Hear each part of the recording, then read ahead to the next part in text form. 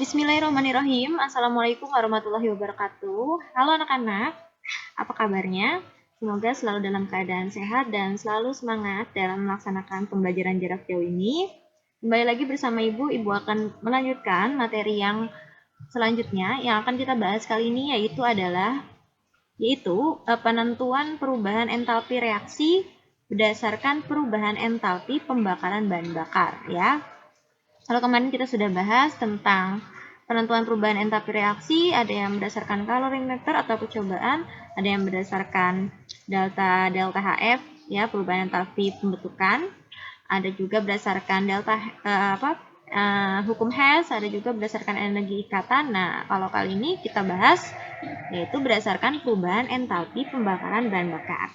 Baik, sebelum kita mulai pembelajaran, kita akan lebih baik untuk kita berdoa terlebih dahulu. Baik, berdoa dimulai. Berdoa selesai. Baik, anak-anak silakan siapkan alat tulisnya untuk langsung mencatat hal-hal penting yang akan Ibu sampaikan. Oke.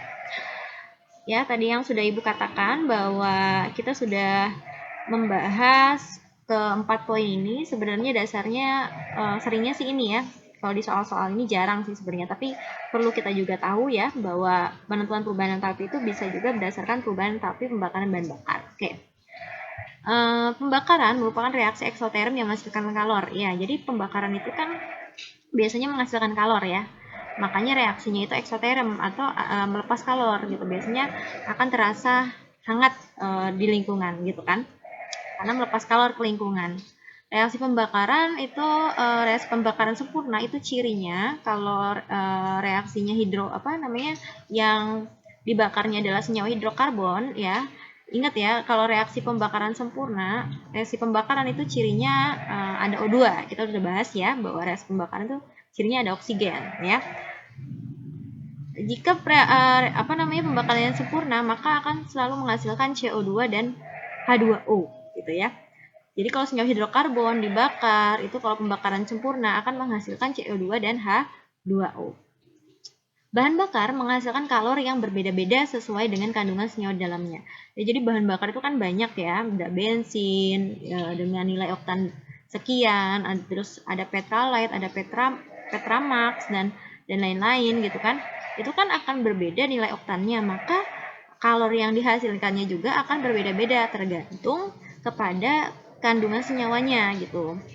Kalor pembakaran dapat dihitung dari energi ikatan rata-rata senyawa-senyawa yang menyusun bahan bakar. Oke, bahan bakar ya, itu kita bisa hitung dari energi ikatan. Ya, jadi kan waktu kemarin sebelumnya kita sudah bahas tentang energi ikatan ya pada beberapa senyawa gitu, energi ikatan rata-rata senyawa. Nah, ini juga bisa digunakan untuk menghitung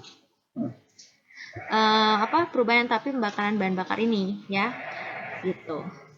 Ini langsung saja ke contoh soal. Jadi ya di sini Ibu akan bahas kalau pembakaran pada bahan bakarnya ini bensin dan LPG. Ini yang Ibu beri contoh soalnya. Kita perhatikan dulu di sini ada energi ikatan rata-rata. Ini kan biasanya sih di soal-soal gitu akan diketahui. Kalau misalnya tidak diketahui, kalian bisa cari ya energi ikatan rata-rata, misalnya C dengan C gitu ya, ikatan tunggal atau C ikatan tunggal CH atau ikatan rangkap O2 gitu kan. Ada CO atau OH, ini masing-masing beda. Jadi kalau misalnya rangkap maupun tunggal itu kan akan nilai energi ikatan rata-ratanya juga berbeda. Nah, ini bisa dilihat di daftar energi ikatan rata-rata kalau misalnya di soal tidak diketahui. Oke. Di sini Ibu punya contoh soal. Ini bahan bakarnya bensin ya. Jadi kalor pembakaran 1 liter bensin. Jadi ditanyakannya itu kalor pembakaran 1 liter bensin dengan bilangan oktan 90. Ingat ya, kalau pada bensin itu kan terkandung isooktana dan N-heptana. Nah, untuk mengetahui kandungan dari isooktana dan heptana itu kan perlu namanya nilai bilangan oktan. Nah, bilangan oktan itu kalau misalnya bilangan oktan 90 berarti itu isooktananya 90 dan N-heptananya 10 ya. Kita asumsikan 100 gitu kan. Di sini massa jenis bensinnya 0,7 gram per cm kubik. Nah, ini cm kubik juga sama aja dengan mililiter. Ya, gitu. dan reaksi pembakaran bensin tersebut terjadi secara sempurna dalam fasa gas. Oke, jadi suruh menentukan kalor pembakaran 1 liter bensin yang memiliki bilangan oktan 90. Nah, kita cari dulu massa bensin. Massa bensinnya itu dengan mengkalikan dengan volume ya. Jadi 1 liter itu kan, jadi massa bensin bisa kita cari dari massa jenis bensin dikali volume bensin. Massa jenis bensinnya ini kan kita ketahui nih 0,7 gram per cm kubik atau gram per mililiter, sama aja ya. Nah, 1 liter ini kita rubah dulu ke dalam volume bensinnya kan tadi 1 liter, kita ubah dulu ke dalam mililiter ya. Berarti 1 liter itu kan 1000 mililiter. Ya sudah, tinggal dikalikan 0,7 gram per mililiter dikali 1000 mililiter, maka didapatkan massa bensin yaitu 700 gram ya. Kita cari juga massa isooktana.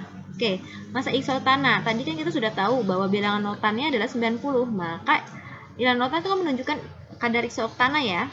Nah, isooktana berarti 90 per 100 dikali massanya bensin untuk kita mengetahui massa dari isooktana. Dengan 90 per 100 dikali 700, maka didapatkan hasil 630 gram. Itu massanya isooktana. Kita juga cari massanya N-heptana.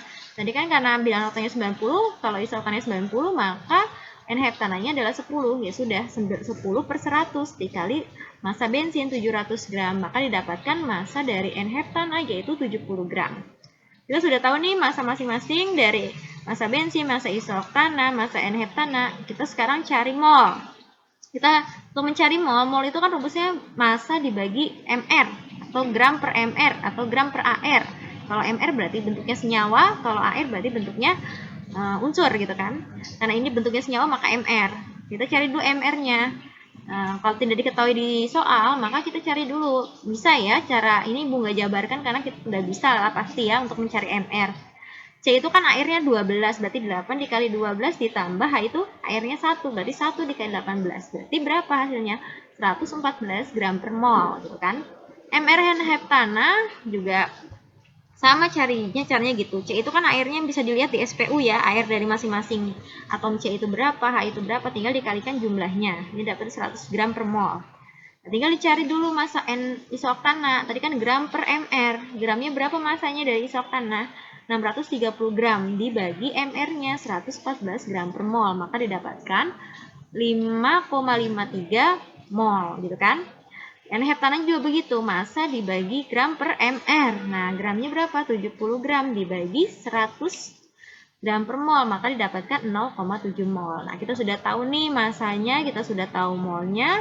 Maka tahap selanjutnya kita bandingkan kalor pembakaran pada 1 mol isooktana, bukan dibandingkan, kita cari kalor pembakaran 1 mol isooktana dan kalor 1 mol N-heptana. Caranya gimana? Caranya kan tadi kan kita harus tahu dulu isooktana tuh rumusnya kan C8H18. Nah, ini kan karena pembakaran maka bereaksi dengan O2. Karena pembakarannya sempurna tadi disebutkan, maka selalu menghasilkan CO2 dan H2O. Tinggal kalian samakan koefisiennya. Jadi ini 1 mol, ini tetap ya. Jadi ini yang disesuaikan supaya sama jumlah atom yang di kiri sama di kanan itu sama gitu. Ini juga sama. N-heptana itu kan rumusnya C7H16 ya. Sama bereaksi dengan oksigen karena pembakaran. Karena pembakaran sempurna akan selalu menghasilkan CO2 dan H2O. Nah, gitu. Terus rumusnya berarti pakai energi ikatan ya kan? Energi pemutusan ikatan pereaksi ya.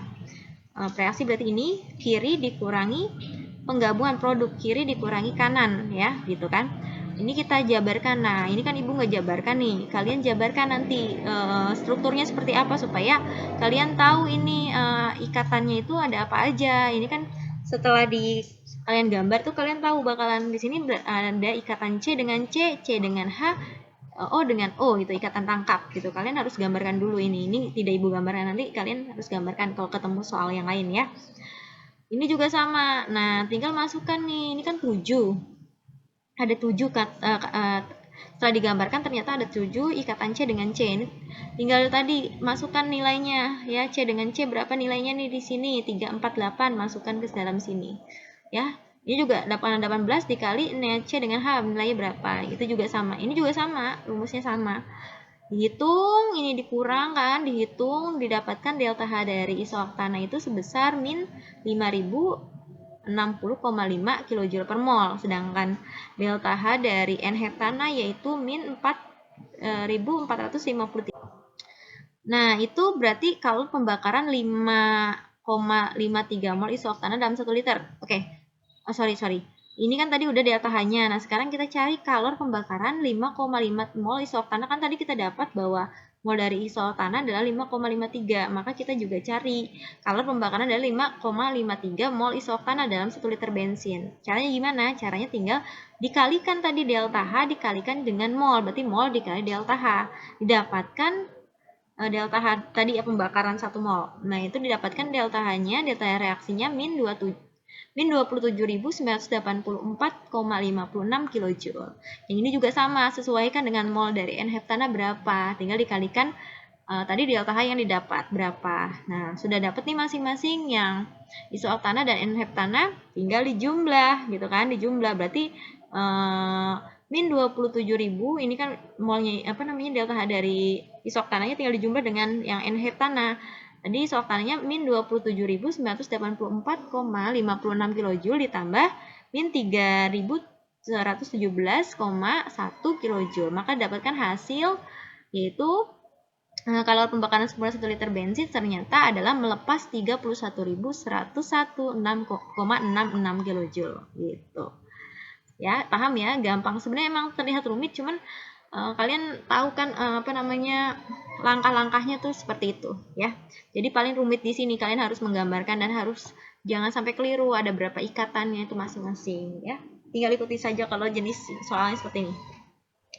Oke, contoh selanjutnya yaitu bahan bakarnya adalah LPG. Kalau misalnya tadi bensin itu disusun atas isoktana dan N-heptana, kalau LPG ini tersusun atas propana dan butana. Ya, nanti itu tergantung ada berapa persen propananya, butananya gitu ya di soal. Jadi di sini soalnya tabung LPG berisi berat bersih 3 kg gas LPG. Gas LPG dianggap terdiri dari 60% propana dan 40% butana.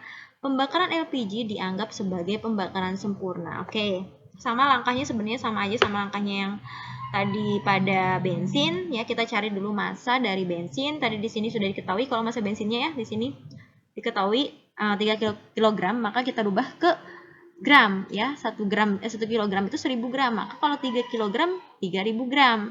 Kita juga cari M propana. Nah, ini kan propananya berapa? 60%, berarti 60 per 100 dikali massa bensin 3000. Maka didapatkan hasil massa propananya 1800 gram.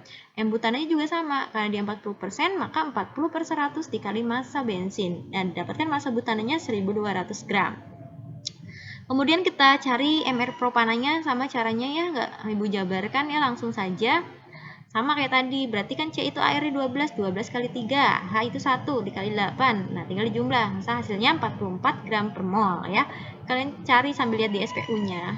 Ya, lama-lama juga hafal bahwa C itu airnya 12, H itu airnya 1 gitu ya. Setelah ini tahu MR-nya, maka cari molnya. Tadi mol apa, Mak? Gram per MR kan tadi. Masukkan massa dari propananya, gramnya 1800 gram dibagi MR dari propananya 44 ya, dibagi hasilnya 40,9 mol. Itu untuk molnya dari propana. Kita cari molnya butana, sama gram per MR, masanya berapa? 1200 gram dibagi 58 gram per mol, sama dengan 20,7 mol. Oke, gitu ya. Nah, selanjutnya sama tahapannya, cari kalor pembakaran 1 mol propana pada propana dan juga cari kalor pembakaran pada 1 mol butana. Ini kan propana C3H8. Ingat ya, ini kok hasilnya sama padahal senyawanya beda. Ya, sama aja karena dia senyawa hidrokarbon, kalau dibakar selalu menghasilkan, kalau pembakarannya sempurna selalu menghasilkan CO2 dan H2O. Ini juga sama, hasilnya CO2 dan H2O. Tinggal kalian sesuaikan nih koefisiennya agar unsur di kiri dan unsur di kanan itu jumlahnya sama. Rumus yang dipakai juga sama, yaitu energi pemutusan ikatan reaksi, jumlah energi pemutusan ikatan reaksi dikurangi jumlah energi penggabungan. Nah, kalian buat juga strukturnya masing-masing nih. Dan ini masing-masing tinggal dimasukkan nilainya. Nilainya sama, ini 348 tadi, data yang tadi ya. Sama, C dengan H itu pasti nilainya 413 ya. Tinggal dihitung, dikurangi, didapatkan delta H-nya negatif 2023 kJ per mol. Terus yang ini juga 1 mol butana didapatkan min 3720,5 kJ per mol. Oke. Setelah itu cari kalor pembakaran masing-masing ya tadi sama ya, dikalikan mol pada propana yang kita dapat tadi nih dikalikan dengan delta H yang kita dapat. Nah, ini hasilnya berarti yang propananya itu min 82.740,7 kJ. Sedangkan pada butana didapatkan min 77.014,35 kJ. Nah, tinggal dijumlah kalori yang ini sama yang ini, itu adalah hasilnya. Jadi hasil dari kalor pembakaran sempurna 3 kg LPG yaitu didapatkan min 86.423,4 kJ gitu ya.